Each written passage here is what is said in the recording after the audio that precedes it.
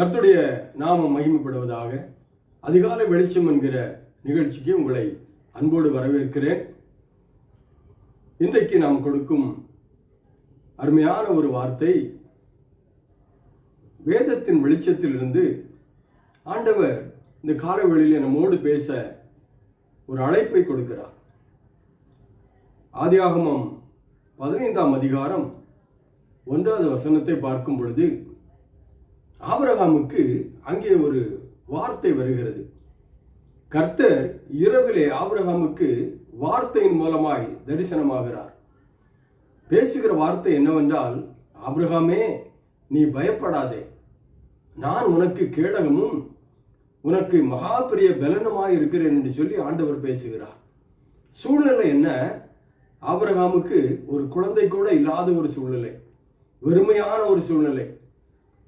கர்த்தருடைய வார்த்தையை நம்பி தன் இனத்தையும் தேசத்தையும் விட்டு புறப்பட்டு வந்த ஒரு மகனுக்கு ஆண்டவர் கொடுத்த அருமையான ஒரு வார்த்தை.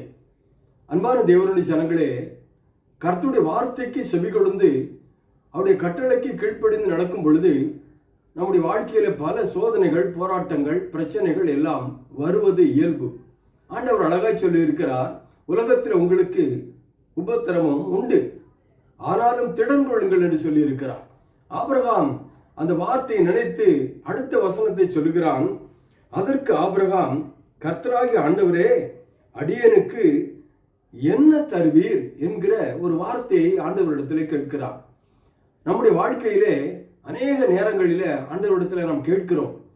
கேட்டதை நாம் பெற்றுக்கொள்கிறோமா என்பதை குறித்து நாம் பார்க்கும் பொழுது நிறைவேறாமல் அநேக காரியங்கள் நம்முடைய வாழ்க்கையில் இருக்கிறது. ஒருவேளை குடும்பத்திலே கணவருடைய வாழ்க்கையா இருக்கட்டும், பிள்ளையினுடைய வாழ்க்கையா இருக்கட்டும், தொழிலா இருக்கட்டும், படிப்பா இருக்கட்டும், எந்த காரியமா இருந்தாலும் கர்த்தருடைய வார்த்தை ஆபிரகாமுக்கு கிடைத்த உடனே அவன் அந்த வார்த்தையிலே அவன் சாரமேற்றப்படுகிறான். இந்த வார்த்தை கடவுள் என்னோடு பேசின வார்த்தை, இந்த வார்த்தை மனிதனால் உண்டானதல்ல, தரிசனத்தில் ஆண்டவர் என்னோடு பேசின வார்த்தை என்று சொல்லி அந்த வார்த்தையை அவன் விசுவாசிக்கிறான். அந்த வார்த்தை ஆபிரகாமுக்கு நீதியாய் மாறப்போ பண்ணினார். என் அன்பான தேவனுடைய ஜனங்களே, வார்த்தை ஆபிரகாமுக்கு நீதியாய் விளங்கினது.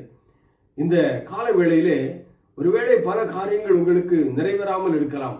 கர்த்தருடைய வார்த்தையிலே நீங்கள் உறுதியாயிருங்கள். சூழ்நிலைகளை ஆண்டவர் மாற்றுவார். கர்த்தர் மாபெரும் காரியங்களை உங்களுடைய வாழ்க்கையிலே நிச்சயமாய் செய்து உங்களை அற்புதமாய் நடத்துவார். கர்த்தருடைய நாமம் மட்டும் மகிமைப்படுவதாக. ஆமென்.